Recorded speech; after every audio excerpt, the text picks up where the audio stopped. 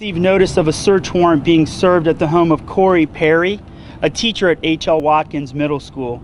During that search, several technology devices were seized, and based on the content of one or more of those devices, it appears that multiple victims, including those which have already been identified as our students, were brought forward.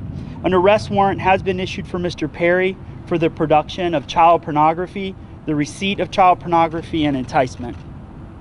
This morning, we advised h.l. Watkins staff and parents of the warrant and the charges associated with them.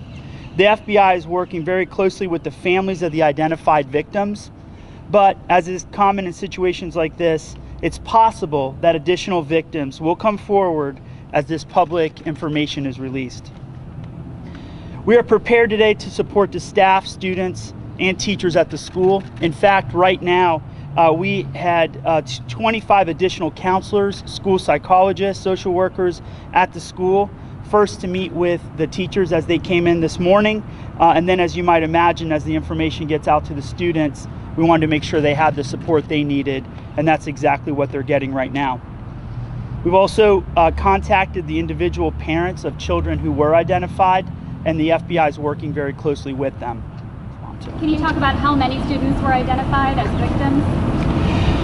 Right now, what we've been told is that there are numerous individuals. We've been able to identify a handful of students that we know are associated with our schools. But again, with the FBI, typically with technology, there could be people here in this county, in another county, in another state. We don't know that. Does any of the students appear that they were actually his specific students? I can't comment on that. I can tell you that we've identified students that are currently Palm Beach County School District students. Have there ever been any other complaints against this particular teacher in the past? We've got a personnel file that we're happy to share with you. You can take a look at that. But to my knowledge at this point, I don't know of any. What did he teach? So he taught several different subjects at the school over the last 6 or 7 years, as well as coached and was involved in other extracurricular activities. What kind of activities?